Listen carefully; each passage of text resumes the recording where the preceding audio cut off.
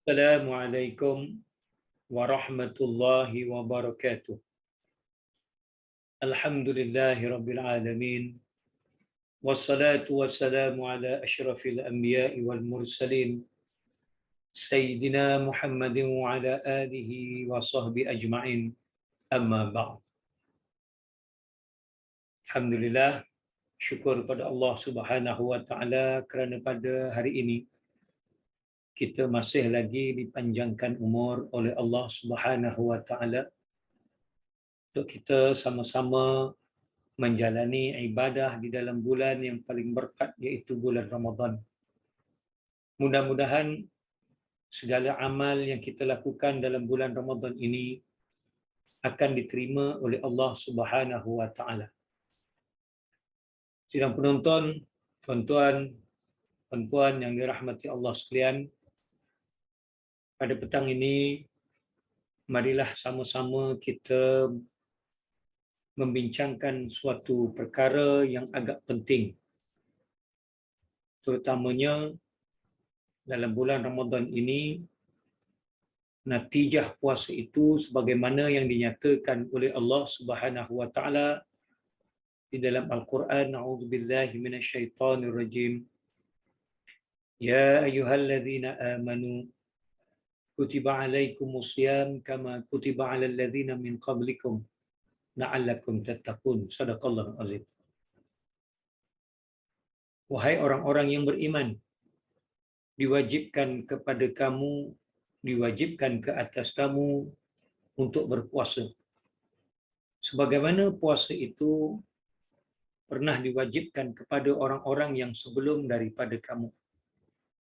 Mudah-mudahan kamu semua bertakwa. Jadi ayat yang berulang-ulang kali kita dengar setiap tahun, tuan-tuan. Setiap kali tiba musim bulan Ramadan, setiap kali tiba waktu berpuasa, tuan-tuan, kita akan mendengar ayat ini dibacakan oleh banyak orang. Dalam ayat ini Allah Subhanahu wa taala menegaskan natijah daripada puasa itu adalah takwa. Apa yang dikatakan takwa, tuan-tuan dan puan-puan? Kita sering mendengar kalimat takwa ini dinyatakan oleh Tok Imam ketika berada di atas mimbar.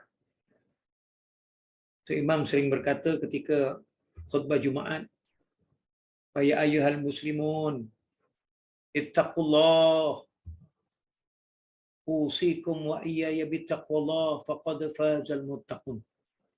Wahai orang-orang yang beriman, bertakwalah kamu semua kepada Allah dengan sebenar-benarnya takwa. Apa itu? Iaitulah melaksanakan segala perintah Allah Subhanahu wa taala dan menjauhi segala larangan. Itu takwa. Maksud umum takwa yang sering diulang-ulangi oleh Tok Imam ketika berada di atas mimbar pada hari Jumaat. Sidang penonton yang dirahmati Allah sekalian. Satu hari Sayyidina Umar bin Khattab radhiyallahu taala anhu, sebagaimana yang diriwayatkan oleh Imam Al-Baihaqi, telah bertanya kepada Ubay bin Ka'ab radhiyallahu taala anhu, apakah makna takwa? Lalu Ubay bin Ka'ab radhiyallahu taala anhu bertanya semula kepada Sayyidina Umar bin Khattab radhiyallahu taala anhu, pernahkah engkau berjalan di atas jalan yang berduri, wahai Amirul Mukminin? Sayyidina Umar bin Khattab radhiyallahu taala anhu pun menjawab, pernah. Lalu Ubay bin Ka'ab bertanya, apa yang kamu lakukan? Sayyidina Umar bin Khattab menjawab, sudah tentulah aku berhati-hati ketika melalui jalan yang berduri. Lalu Ubay bin Ka'ab radhiyallahu ta'ala anhu menyatakan, itulah takwa. Iaitu di dalam perjalanan hidup kita, sepanjang perjalanan hidup kita, daripada mula kita menjadi seorang mukallaf, iaitu usia baligh, sampailah saat kematian kita, kita berhati-hati di dalam menjalani kehidupan dunia ini. Berhati-hati di dalam melaksanakan segala perintah Allah agar kita tidak terlepas apa yang diperintahkan oleh Allah Subhanahu wa taala. Berhati-hati ketika menjalani kehidupan supaya kita tidak melanggar larangan batasan maksiat Allah Subhanahu wa taala. Yakni kita tidak melakukan maksiat kepada Allah Subhanahu wa taala. Itulah makna takwa, tuan-tuan. Dan takwa ni, tuan-tuan, dia ada hubungan dengan ketaatan kita kepada Allah Subhanahu wa taala. Dan ketaatan kita kepada Allah Subhanahu wa taala itu bukan semata-mata hubungan kita dengan Allah Subhanahu wa taala sahaja.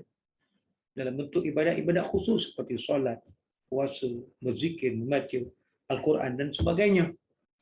Tetapi sudah tentulah ketaatan kepada Allah Subhanahu wa taala itu termasuk hubungan kita dengan manusia yang lain, hubungan kita sesama manusia. Bahkan hubungan kita dengan haiwan yang merupakan makhluk Allah Subhanahu wa taala. Bahkan hubungan kita dengan alam sekitar, yang mana alam sekitar ini juga adalah makhluk Allah Subhanahu wa taala. Alam sekitar di mana tempat kita membina kehidupan kita. Sama juga dengan maksiat. Maksiat itu bukan semata-mata maksiat kita dengan Allah Subhanahu wa taala seperti meninggalkan sembahyang, tidak menutup aurat dan sebagainya. Tetapi sudah tentulah maksiat dengan manusia, tuan-tuan. Maksiat kepada Allah Subhanahu wa taala dalam konteks hubungan kita dengan manusia, ataupun maksiat kita, kesalahan kita dengan manusia yang lain. Maksiat kita dengan haiwan umpamanya. Bagaimana dalam hadis Nabi ada disebutkan tentang seorang wanita yang dimasukkan ke dalam api neraka kerana melakukan maksiat terhadap haiwan, iaitu mengurung haiwannya, tidak memberikan makan ataupun tidak membiarkan haiwan itu, iaitu kucing, bebas mencari makanannya sendiri. Bahkan juga maksiat dengan alam sekitar, melakukan kebinasaan kepada alam sekitar sehingga menyebabkan zahirnya zaharal fasada fil barri wal bahri, zahirnya kefasadan, kebinasaan yang ada di atas muka bumi dan juga di lautan itu maka sebab air dengan perbuatan tangan-tangan manusia. Jadi takwa itu, tuan-tuan, ialah melaksanakan ketaatan kepada Allah sebagaimana kita sebutkan tadi, dan hubungan dengan Allah SWT, hubungan dengan manusia, hubungan dengan haiwan, hubungan dengan alam sekitar, dan juga menjauhi maksiat. Iaitulah bukan sekadar maksiat kepada Allah SWT juga, tetapi juga menghindari melakukan maksiat dengan manusia, maksiat dengan haiwan, bahkan juga maksiat dengan alam sekitar. Itulah takwa, tuan-tuan, yang kita fahami, yang kita sama-sama fahami. Sehubungan dengan itu, saya ingin mengajak penonton-penonton semua untuk sama-sama kita renungkan, tuan-tuan. Apa realiti yang berlaku di atas muka dunia pada masa sekarang, tuan-tuan. Contohnya, indeks persepsi rasuah, CPI, sebagaimana yang diskorkan oleh Transparency International. Daripada top 10 negara-negara yang paling kurang indeks rasuahnya itu, tuan-tuan, kita melihat tidak ada satu pun negara Islam yang tersenarai sebagai top 10. Bahkan kalau kita tengok daripada skor tersebut, tuan-tuan, kita akan melihat negara-negara Islam ada yang duduk di tempat yang di bawah-bawah, tuan-tuan. Dengan arti kata, negara yang paling banyak rasuahnya. So, bertahun-tahun kita berpuasa, tuan-tuan. Bertahun-tahun umat Islam berpuasa. Bertahun-tahun mengerjakan solat tarawih. Masuk TV lagi siaran secara langsung tarawih di seluruh dunia, tuan-tuan. Tiap-tiap tahun mendengar tazkirah, tausiah. Para asatiza, para ulama memberikan tazkirah Ramadan dan sebagainya. Tetapi kita masih belum dapat meletakkan 10 negara Islam adalah 10 negara yang paling rendah rasuahnya di dalam dunia. Bahkan dalam Islamic City Index sendiri pun, skor dalam Islamic City Index, tuan-tuan, indeks ataupun skor yang ranking yang berdasarkan kepada nilai-nilai Islam itu sendiri. Daripada 10 negara yang ada di dunia ini dalam Islamic City Index, dia punya rankingnya tidak ada satu pun negara Islam yang masuk dalam top 10 negara yang menepati Islamic City Index. Padahal kita umat Islam ada umat yang tiap tahun berpuasa, tuan-tuan. Tiap tahun melaksanakan ibadah-ibadah tarawih, tiap tahun dengan tazkirah Ramadan dan sebagainya. Tapi kita masih lagi belum menjadi umat yang bertakwa, yang membolehkan 10 negara Islam berada di atas negara yang teratas menepati Islamic City Index. Bahkan dalam top 10 cleanest countries in the world. Bila kita sebut cleanest, bersih ni tuan-tuan, bukan setakat bersih tubuh badan aja, bukan setakat bersih dari segi tidak membuang sampah saja, tetapi banyak perkara kebersihan ini termasuklah dari segi indeks pollutionnya, iaitu pencemaran alam sekitarnya dan sebagainya. Top 10 negara yang paling bersih di dalam dunia tidak juga tersenarai satu pun negara Islam. Sedangkan umat Islam adalah umat yang pada tiap-tiap tahun berpuasa, bayang tarawih sebagainya, umat yang berbangga bahawa Islam itu adalah agama yang mengajarkan kebersihan dengan mencontohkan berwuduk setiap kali kita nak mendirikan sembahyang. Bahkan dalam kitab fiqh sendiri pun dimulakan dengan kitab taharah, iaitu kitab yang berkaitan dengan kebersihan. Tetapi negara-negara Islam yang sepatutnya natijah daripada takwa itu termasuk menjadi umat yang paling pembersih, masih lagi 10 negara Islam tidak mengungguli carta negara yang paling bersih di dalam dunia. Sama-sama kita renungkan, tuan-tuan. Bahkan dalam top 10 most peaceful countries in the world, berdasarkan kepada Global Peace Index Score, tak ada juga daripada 10 top 10 negara dalam dunia ini tersenarai negara Islam sebagai negara yang paling aman di dalam dunia. Peaceful ini bukan setakat aman dari segi jenayah dan sebagainya, tetapi aman dari segi kehidupan, dari segi membina keluarga dan sebagainya.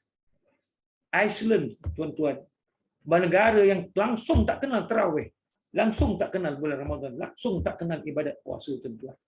Itulah negara yang 14 tahun mengungguli carta negara yang paling aman di dalam dunia, tuan-tuan. Sama-sama kita renungkan, tuan-tuan. Sampaikan umpamanya kat New Zealand sendiri, tuan-tuan. Polis tak payah bawa pistol pun. Menunjukkan bahawa tidak memerlukan kekerasan untuk menjaga keamanan negara mereka, tuan-tuan. Sedangkan kita umat Islam, tuan-tuan, perkataan Islam itu sendiri adalah daripada perkataan Assalam. Kita sering sebut peace, Assalam, Islam is peaceful religion. Negara yang agama yang mementingkan keamanan. Tetapi dengan tiap-tiap tahun kita berpuasa, tuan-tuan, bertahun-tahun kita mengerjakan ibadah tarawih, bertahun-tahun dengan tazkirah, tausiah dan sebagainya, tuan-tuan, belum lagi 10 negara Islam mengungguli indeks negara yang paling aman di dunia. Marilah sama-sama kita fikirkan. Adakah ini kerana penyakit sekularisme, tuan-tuan? Kita semua faham. Bila sebut sekular je, tuan-tuan, kita akan sebut itu adalah orang yang tidak menjalani hukum-hukum, nilai-nilai agama dalam kehidupan. Orang yang menjalani kehidupan sekular, maka kita akan menyebut mereka adalah orang yang tidak menjalani nilai-nilai agama. Kerana kita semua faham bahawa sekularisme itu adalah memisahkan kehidupan duniawi daripada nilai-nilai agama. Maknanya apa sahaja kehidupan duniawi ini, agama tidak campur tangan, tak ada nilai-nilai agama di dalam kehidupan duniawi. Itu sekularisme. Sebab tu orang yang tidak menjalankan hukum-hukum agama, tidak sembahyang, orang yang tidak ataupun hidup secara barat dan sebagainya, tuan-tuan, minum arak, tidak tutup arak dan sebagainya, kita menganggap itu sebagai orang yang sekular. Orang yang tak mau cerita pasal agama, itu kita anggap sebagai orang yang sekular, tuan-tuan. Baik, kita tengok, tuan-tuan. Kita tahu bahawa takwa itu adalah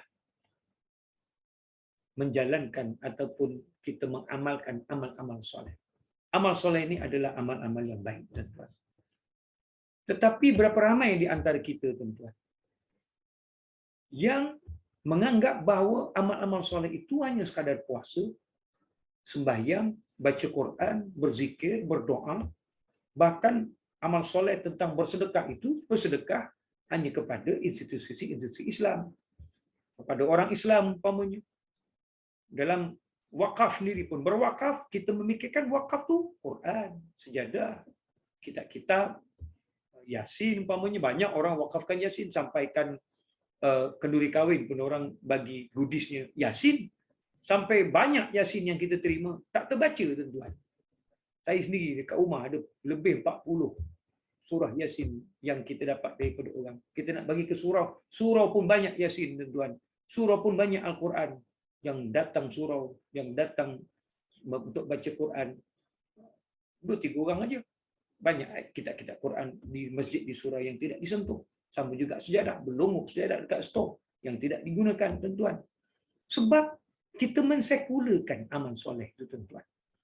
Sehingga kita memisahkan beberapa amal-amal yang kita anggap sebagai amal duniawi semata-mata yang tidak ada kena-mengena dengan amal soleh. Itu salah satu bentuk sekularisme. Bagi contoh, mematuhi undang-undang jalan raya. Kita anggap itu bukan amal soleh, itu amal duniawi. Ada orang kata langgar lampu isyarat pun, langgar lampu isyarat, lampu merah. Dia kata tak ada dalam Quran. Tak ada dalam Quran, dia kata. Menepati waktu umpamanya, tuan-tuan. Kita duk sebut wal asri, tapi berapa banyak di antara kita majlis-majlis yang kita buat termasuk majlis-majlis yang bercorak agama yang tidak menepati waktu. Tekun bekerja, menepati waktu, datang bekerja dan sebagainya, tuan-tuan. Derma kepada institusi yang tidak bernama Islam itu dianggap sebagai amal duniawi. Apatah lagi kalau institusi yang kafir umpamanya. Menjaga kebersihan itu tidak dianggap sebagai amal duniawi. Sebab itu tidak heran bila kita balik raya besok, bersepah sampah di tepi-tepi jalan. Siapa yang buang? Orang Islam. Sama juga sumbangan material biasa. Umpamanya buat pondok menunggu bas, pondok tempat basikal dan sebagainya, menampal jalan raya itu tidak dianggap sebagai amal soleh. Sebab itu tak ada orang nak berwakaf untuk menampal jalan yang berlubang. Tidak ada orang yang nak berwakaf untuk membuat jalan, membina jalan. Tidak ada orang yang berwakaf untuk membuat pondok, menunggu bas dan sebagainya, tuan-tuan. Sebab itu dianggap amalan duniawi semata-mata, bukan amal soleh. Sama juga dengan perkara-perkara maksiat. Minum arak, itu adalah benda maksiat. Makan babi, itu adalah benda maksiat. Makanan tidak haram, makanan tidak halal, iaitu makanan haram. Ini kecoh, tuan-tuan. Terlalu sangat-sangat kita ambil berat tentang makanan yang tidak halal atau makanan yang haram. Saya ke makanan yang dah ada pengesahan JAKIM pun kita sebarkan bahawa itu adalah makanan yang haram dan sebagainya. Berzina dianggap sebagai satu maksiat, murtad, kecoh, tuan-tuan. Satu maksiat besar untuk umat Islam. Tetapi kesalahan-kesalahan seperti makan rasuah tidak dianggap sebagai satu maksiat yang besar. Sebab itu kita jijik dengan makan babi, tetapi kita tidak jijik dengan perbuatan rasuah. Culas dalam bekerja, tuan-tuan. Khianat, perbuatan khianat, salah guna kuasa dan sebagainya. Perbuatan songlap tidak dianggap sebagai maksiat. Dianggap sebagai kesalahan-kesalahan duniawi biasa sahaja, tuan-tuan. Sedangkan itu semua adalah perbuatan maksiat yang perlu dijauhi bagi menepati ciri-ciri yang dikatakan sebagai takwa, tuan-tuan.